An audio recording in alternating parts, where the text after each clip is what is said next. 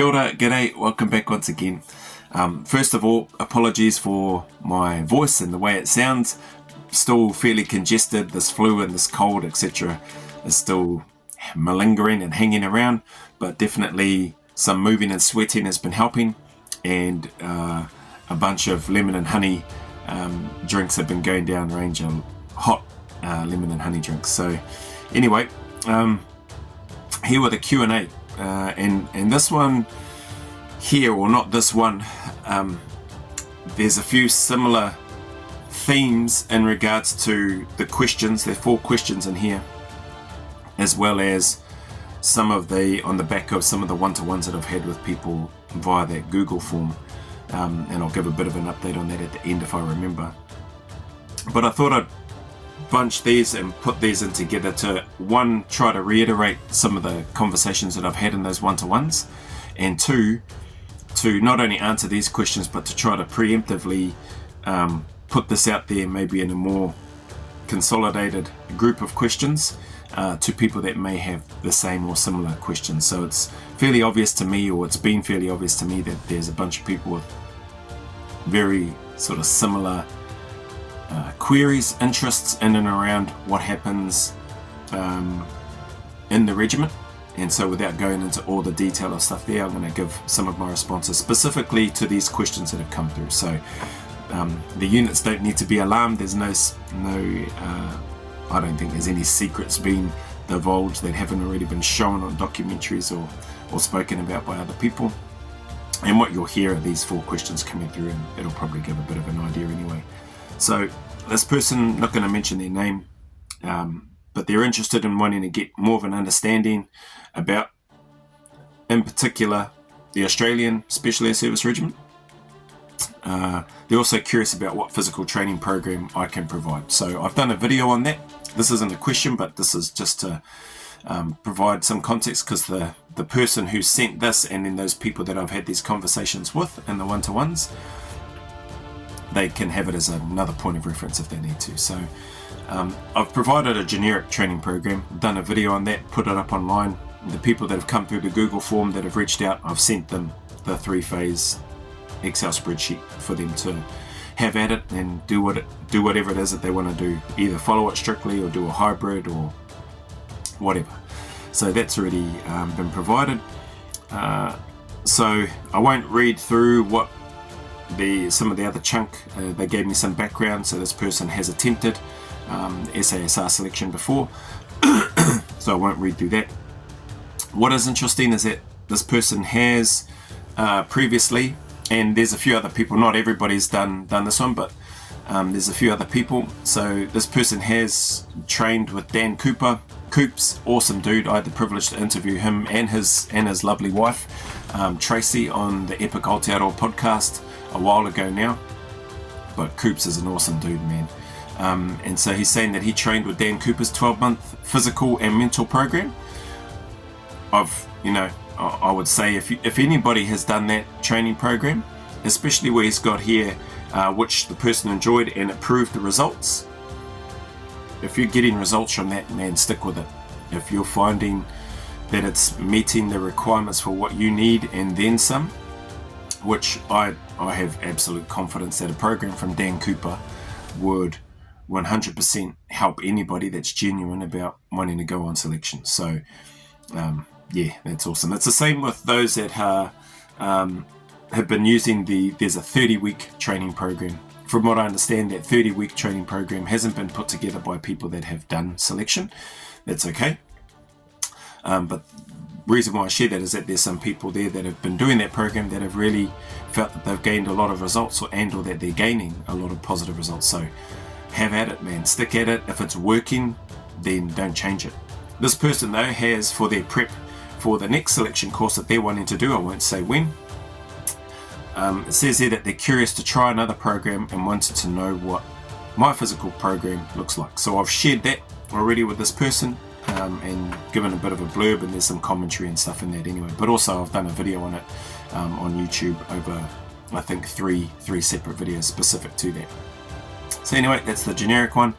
And then the person's got, I'd appreciate it a lot if you could help me understand more about the regiment. Although if you can't respond to these, I understand. So thank you for that. Very similar to the one-to-ones that I've had with people have asked similar questions. So here's the first one that they've asked. When in the regiment, do you get taught about organisations/geopolitical subjects, or is it expected as an individual you must know? ? So my experience in my time in the regiment, and I can't speak for what it's like now, but I don't imagine it's changed. You're not being, I was never taught, and the cohort that I went through, we were never sat in a room and taught about politics, organisations, geopolitical positions. We were never taught to have, we weren't even taught or encouraged to vote for certain governments within my time in Australia, you know. So it's left to the individual to navigate that path. If that's something that interests you, politics, what's happening in other parts of the world, or even nationally within your own backyard, then guys would just fill their boots and look into that based on what interests them, based on what they felt was either right or wrong. And sometimes that may lead into discussions in your troop offices, in your rooms and that sort of thing, and other times it might not. So yeah, you're not, during my time we weren't being taught or told to follow or listen to or support a particular government, or to look at what's happening over here. We naturally, like if there was stuff happening, so as an example, Israel and Iran, like I can almost guarantee that guys will be paying attention to what's happening in that space. China and their ships in and around the area, Russia, Ukraine and Russia. Like I have no doubt that guys will be following along in the media and paying reasonably close attention to what's happening. So yeah, political subjects, or is it expected as an individual you must know. There was no test when I went through in and around any of that sort of stuff or subject matter, and so yeah, don't overthink that, don't worry about that in terms of thinking that that's something you have to know before selection or cycle. But at the same time, hey, things may have changed, and if they're adding things like that into the assessment tests, then maybe look into it. But I'd probably try to find out some information first as to whether or not that's actually part of the selection or the cycle, which it wasn't during my time, and I don't think it would be now. Second question, can you work towards what specialisation you want to go down within the regiment, or is it take what you get? When I went through, for the most part, it's pretty much take what you get, but I do think that people with a certain skill set or history or background will probably be guided towards one of the insertion skills within the regiment itself, and then later on you'll probably find that there's other avenues and opportunities within the regiment that I know for me I didn't know until I was in. I didn't know that they really existed until I was in, and even then I knew that it would be a long time before if I ever was even considered to go into one of those sort of places, which I never got to anyway. So specialisation, an example of that, I suppose if you've got a strong diving background, you would probably be shifted more towards the water operators. If you've done a whole bunch of free falling and tandem instructor and all this sort of stuff in Civvy Street prior to going in, you may be guided towards free fall troop.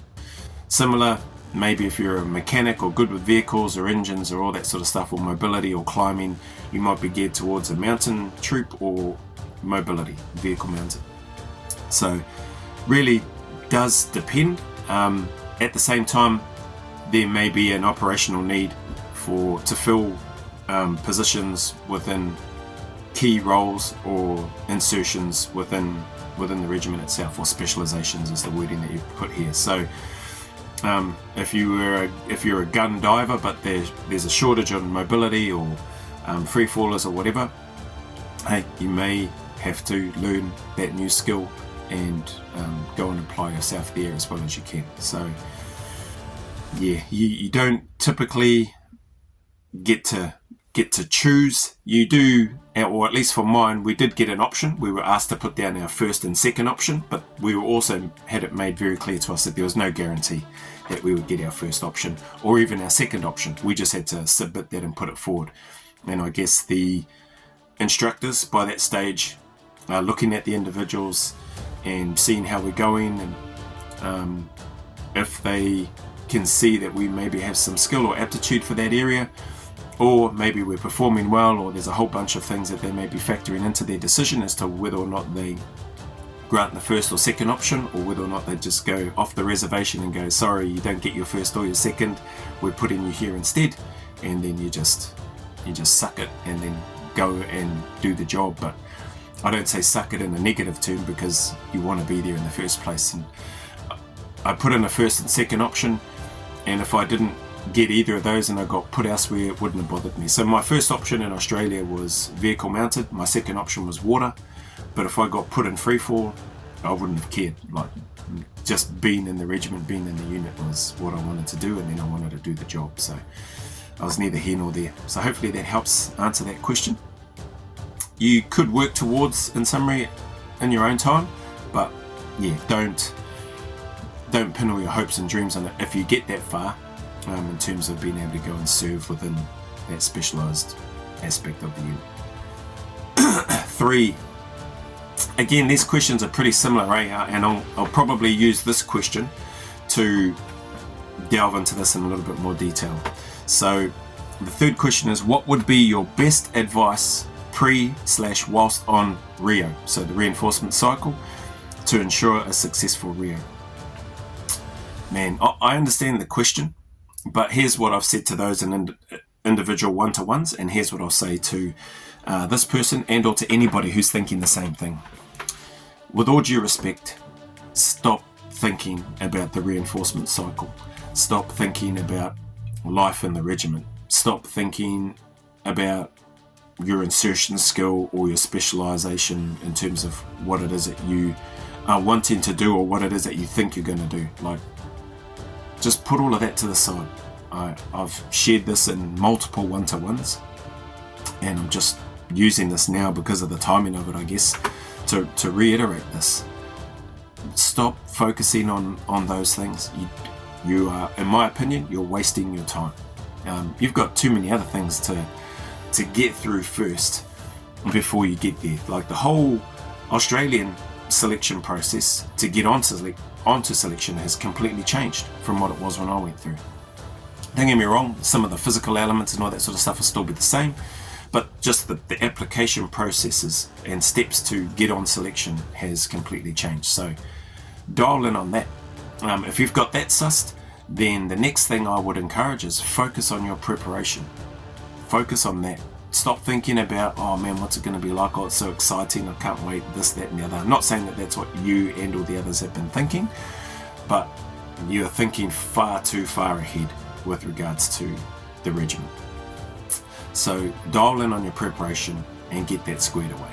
If that is squared away, then focus on selection. Like, you're in selection, Australian selection, 3 weeks, 21 days. I think that's still the case. Or NZ selection, focusing on that. Pre-selection, then the 10 days testing, or 9 to 10 days testing. Stop worrying about what the reinforcement cycle is like. So my best advice here, Rio or reinforcement cycle, stop thinking about it. Like, that will sort itself out, and I'll give some explanations to that, or my rationale for that after.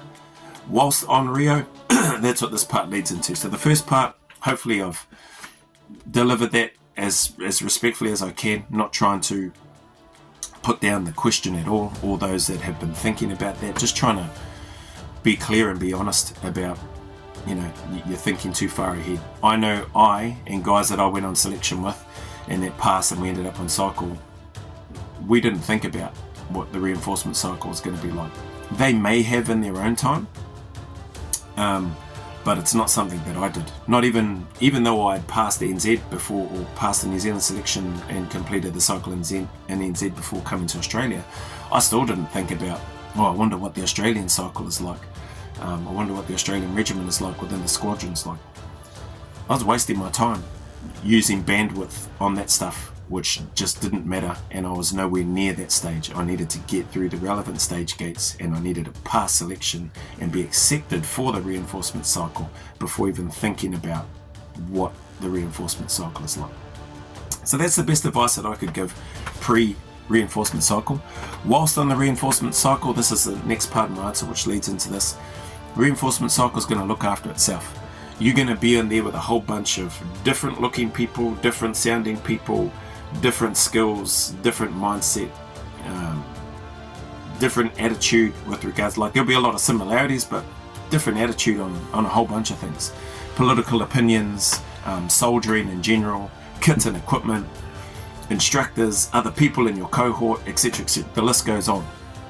And you are going to have to learn to work together with those operators and draw from the different strengths and weaknesses, draw from and learn from the different strengths and weaknesses of each different individual on your reinforcement cycle.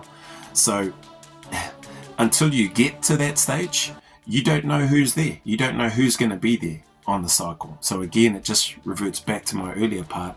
Stop thinking about what the reinforcement cycle is like and what do I need to do to be successful. I've spoken about that to a degree, not only in the one-to-ones but in other videos, just in generic terms, in terms of be a good human, be proactive, make sure you're physically fit and capable, make sure you've got your kit squared away, make sure that you're a good soldier in the first place. All of those things are going to help you on not only selection, your preparation leading up to, on selection and on the cycle. It's going to continue to help you as an operator within the unit, and dare I say, it'll continue to help you throughout your life, out of the military and doing other things, if you can harness those same things. Have a good sense of humour, be humble with regards to what it is that you do and or how you go about doing things. Be approachable, be a good leader, be a good follower. The list goes on in terms of characteristics that you want to have. Be a person of integrity, be punctual, don't be late for all your meetings, don't be late to work. Just real basic simple things that we would probably in a job interview and or on a CV talk about, the things that we feel that we're really good at, my key skills and strengths, timeliness and being punctual and all that sort of thing. And then next minute you rock up to work and get a bit comfortable and start getting a bit lazy and then showing up 5 minutes, 10 minutes, 20 minutes, 30 minutes and longer late for work. So that's the best advice that I can give pre and whilst on the reinforcement cycle. The second part of your question is essentially, is there a particular skill set encouraged to enhance a successful outcome on the reinforcement cycle? No, there's not a particular skill set. Soldiering is a large and broad skill set in and of itself, and I've touched on this in other videos and other Q&As about the SAS, in terms of the term experts being used. I think that may be the perception, and don't get me wrong, there's some very highly skilled SMEs or subject matter experts within the regiment, but I think for the most part, even they, as I do myself and others that are in there, I consider operators within the unit more sort of generalists, and I've used this term before, that jack of all trades, master of none. That sort of term I think fits operators within the unit pretty well. So skill sets, what do I mean by that? Like you have an opportunity to develop a heck of a lot of skills, whether you're the scouts, whether you're the MOE guy, method of entry guy with the explosives, breaching, manual entry, whether you're a sniper, whether you're an assaulter. There's just a heck of a lot of opportunity to develop skills and become proficient and competent enough to be able to perform the job to a high standard and do that very, very well. But you're still, in my opinion, you're still much of a generalist rather than an absolute just dialed in focus. This is the one thing that I do, and this is all I need to do for my team, like i.e. medic, like great medical skills and training delivered, but I'm no paramedic, but I've got enough skills and stuff to do the job, to meet the standards, to pass, to be competent, etc., or deemed competent. But there are levels to medical skills, there are levels to sniping, there are levels to MOE, there's levels to CQB. Like we're getting, There's levels to parachuting, there's levels to diving, there's levels to mobility, mountain climbing, all that sort of stuff. There's just different levels to it, and to be an expert at it, I don't know if anybody within the regiment would call themselves a flat out expert. I think they would have some confidence in that they're highly competent and skilled in a number of different areas, but even they would defer to people that have a higher level of competency, knowledge, skill, expertise than them in those different fields. That's just a handful that I mentioned just there. So yeah, just do all those other things that I mentioned, like be a good person, be fit, be humble, have a good sense of humour, try to get on with people, stand your ground, be firm in what you believe, be a person of integrity, etc. Just try and work through all of those things, and that'll set you up well, in my opinion, for progressing on to the cycle. But not just during cycle, like just for everything in general. Pre-selection, during selection, post-selection, post-time in the military. That's my 2 cents on that. And then that probably is a good segue into your last question.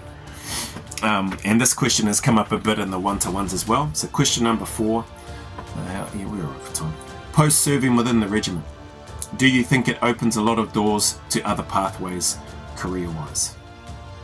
Really cool question. I think for me, going through and having had the opportunity to get into the regiment and then leave, I think initially I felt like there wasn't a lot of opportunities and that there wasn't a lot of doors that it could or would open outside of like a security contracting type perspective. What I've come to learn is that any company or organization, if you're looking to apply to other organizations for work, my belief is that, if they were open to taking on former SAS operators or SF soldiers, even maybe just former soldiers in general, but specifically to this, because this is what your question is about, so post-serving in the regiment, so therefore post-serving in the Special Air Service Regiment, if companies are open to doing that, I think they would do extremely well. That's just my biased opinion in and around that. Why do I share that? Because I suppose some of my experiences and having had the opportunity to work in a whole bunch of different areas, it has been a blessing and learning for me, but I've got enough runs on the board and enough of a track record and people that I'm still in close contact with and still connect with to this day across different varieties that I've been fortunate and privileged to work in, who I've really enjoyed working and learning from them, and I've been fortunate that they've enjoyed working and learning from and with me. A number of those positions have been, either middle management to senior management positions, and other times it's been as a member of a team, which has been awesome. So do I think it opens a lot of doors or other pathways? I definitely think it opens a lot of other pathways.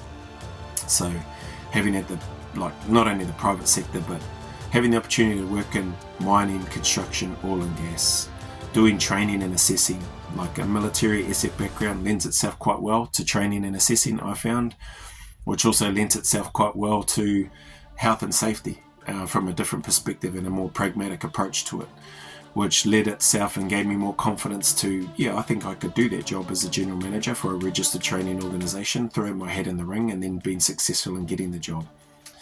Then going into not-for-profit and looking at that and going, I think I could do that role there, putting in an application for that role, and getting after it and being successful, starting a business and creating a gym with my good friend Nick Caldwell, which is, they're thriving even more now with the Mill Gym over in Perth. No experience in business startup or management, getting after it. Then progressing, working in the food manufacturing space as a health and safety business partner, and working with production managers, working with the frontline workers, working with the other members of that leadership team, the engineer management, the quality and assurance team and personnel, the site manager, etc. working in the youth space, working in the prisoner reintegration space, or former prisoner reintegration space, I should say.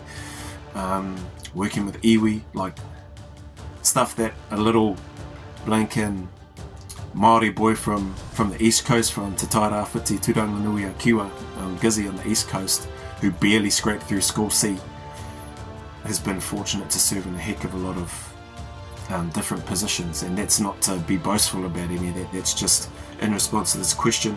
I think it opens a lot of other pathways, or doors to other pathways, for the individual that's willing to take stock of what it is that they've done, what it is that they've been through. And I'm fortunate that, right or wrong, I was in a position whereby I looked at my time in the military as a whole, from infantry right through to the SAS, and saw that, man, like there's a whole bunch of skills I've learned here. Like some of the things in the earlier questions here, working with different people, different cultures, different beliefs, different political opinions and positions, different ways of working, the clashes that we had, people that I didn't like, and then there's a whole bunch of people that likely didn't like me and probably still don't like me. Learning to not let that stuff get me down and just crack on, move on to the next thing, not holding myself back. What's that saying? When you're having a clash with somebody and then holding a grudge and bearing a grudge, and like you end up being the one that's drinking the poison because you're always grumpy and sour and wanting to avoid them and expecting the other person to die, so to speak. I can't remember who said that or the exact term, but that's always resonated with me. And it's like, man, life is far too short. I've failed in that a lot of times, I'll be honest, but it is a good reminder for me, and then it sort of helps bring me back on track. But those types of skills, learning to write, learning to present, learning to stand up, to communicate to all different levels of people, senior leaders to frontline coalface workers, the boots on the ground type operators that do the business and get the work done, to planning, to not only tactical but strategic planning, to improvisation and learning to do things on the fly as things happen, because they're dynamic in the environments that you're working in. When a young child throws a tantrum in a space whereby you don't physically hurt them because they've just come out of those environments, and you're there to try to help them, support them so that they can flourish and grow, and they're threatening and or they're busting stuff up, and you got to find ways on the fly to navigate your way through that, to protect the child and other children and other staff and the property and the environment that you're in. I didn't do a course for that, you know what I mean? Likewise with regards to men wanting to transition out of prison, who are saying that they want to make these changes, but they've got a 20-30 page long criminal conviction history where there's a lot of common themes, a lot of math or male assaults female, a lot of drugs and alcohol, a lot of driving under the influence. It's like, I didn't do a course to go through and sit down and conduct a robust interview process with them to determine, is this person being tika and pono, are they being honest and true, or are they just trying to play the game and just talk and say what it is that they think that I want to hear, so that I go, yeah, you'll be good here in the whare. No, not playing that game. So my time in the military, working with people from different cultures in different countries, not just soldiers, but working with the locals that need to try to build relationships, the need to work on the hearts and minds, the need to build trusted relationships, and a reciprocal process, a give and take type environment, to try to earn that trust and maintain it. You know, you learn to, well, I felt that I learned on the job. Again, nobody's walking around saying like this, do that, and then you have to do this at this stage, and if they say something like this, then you have to respond with that. Like, there's no course in and around that. It's through OJT, on the job training, and reading, trying to read the room, and gaining an understanding as quickly as you can of the situation that you're in. Hopefully this is making sense. Like, I'm no expert in it, right? I'm still learning to this day. But the reason that I share these things is because of this question, post-serving with the regiment, do you think it opens a lot of doors to other pathways? I 100% attribute the privilege, the good privilege and blessing that I've had to work in a whole bunch of different areas to my time in the military. Labouring on a construction site like shoveling bricks and sand and moving it around the residential building site that I was on, or the commercial building site that I was on. Like, I can connect that, the need to work hard in the military, whether you're general military or SF, is a must. But I'm grateful that I learnt that work ethic from a very early age because of thanks to my mum. So those types of things, I think the military side for me consolidated a lot of stuff and definitely has opened a whole bunch of other doors. I could talk about this for ages. There's a heck of a lot just in that last question. The last part that I think I'll finish off on in regards to that fourth question is that it's up to you ultimately. You take those experiences and the skills that you've learnt, the competency, the confidence, the knowledge, and a broad range of different things that you've been fortunate to do, whether that's jumping out of airplanes, whether that's diving, whether that's going on operations, whether that's doing training exercises, whether that's passing course after course in a whole bunch of different areas, and then applying that stuff whether on operations or in more training, etc., or just in everyday life. It's up to you in terms of how you want to take that training, those skills, and look to apply them going forward so that you can achieve and do the things that you want to do. And I think anyone and everyone, in particular to this question, post-serving in the regiment, can do that. But I also know that there are a number of people that have served in the regiment or in the SAS who struggle, not just in the SAS but military in general, but speaking about the regiment, who struggle and have struggled with their transition out, who have lost or who have struggled at least for a significant period of time with their identity and their purpose in this thing called life or in this world. And that can be a hard thing to navigate and deal with. But for me, reverting back to what I had mentioned earlier, taking stock of the things that I know that I had learnt and had the privilege to participate in and apply in a variety of different environments has only proven to be a good thing for me in terms of being out of the military. It may have taken me a little while to understand that, but it's definitely been a good thing. Learning and getting my qualifications in personal training, delving in down that path for a long period of time, training a whole bunch of people, continuing with my own training. There's just blessings galore for me anyway. And then stepping into those, leaning into those uncomfortable moments or uncomfortable periods, like getting into YouTube, going all in and giving it depth, giving it everything that I have to continue to progress and strive to succeed in what it is that I'm doing, regardless of what negative people will say and or do. I can't control that. All I can control is what I'm here, what I'm able to do, and what it is that I want to do. And doing what I want to do that makes me happy and hopefully positively helps other people in the process is why I'm doing what I'm doing. So, man, that took a heck of a lot longer than I thought it was. When I initially read these questions, I was like, oh yeah, I'll be able to bang through those. Hello, Nick Minute, nearly 35 minutes later. But appreciate you. Oh, sorry, this is one last one, but this isn't one of those 4 questions. Also, have you managed to watch the Bravery and Betrayal doco yet? I haven't. I've only seen the trailers. I don't know if there's a way for me to be able to watch it from here in NZ. I'm happy to pay to watch it, but I don't know if they have a version available that you can pay for to watch it whilst I'm here in NZ. So yeah, some good men in that documentary on the trailer that I saw. Awesome men. It's all the ones that I know anyway, and all that I had the privilege to know and serve with at the same time. So it's sad that they've had to not resort to, but it's sad that something like that has had to be put out there so that the operators and the people that have been doing their job could have their say. It never should have happened it shouldn't not have needed to happen in the first place, but it is what it is. But I think from what I've heard, it's got great reviews and I hope to watch it one day. So anyway, thanks for your questions. Thanks again to not only to this individual for the email, but also to those who I've had the one-to-ones with, and or potentially to anybody that might have been thinking along the same lines. Take it for what it's worth. If you want to disregard what I've said, hey, that's up to you. Like, I'm just doing my part to try to answer the questions that have come through as honestly as I can. So I hope that it helps. If you made it this far, thank you very much for your time as always. And as always, any difficulties, challenges or hard times that you may be going through, and maybe or it's somebody that you know, I just encourage you to keep turning up, keep staying in the fight, encourage them to do the same. Take one day at a time and put one foot in front of the other and just keep pushing forward. No matter how miserable it is, I promise you things can do and will get better.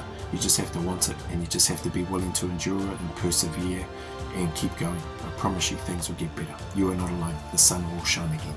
So as always, go always a little further. Remember, who dares wins and who cares wins. And until the next video, there's a big mana wave coming from me to you, filled with my aroha, respect, appreciation, and gratitude for you all.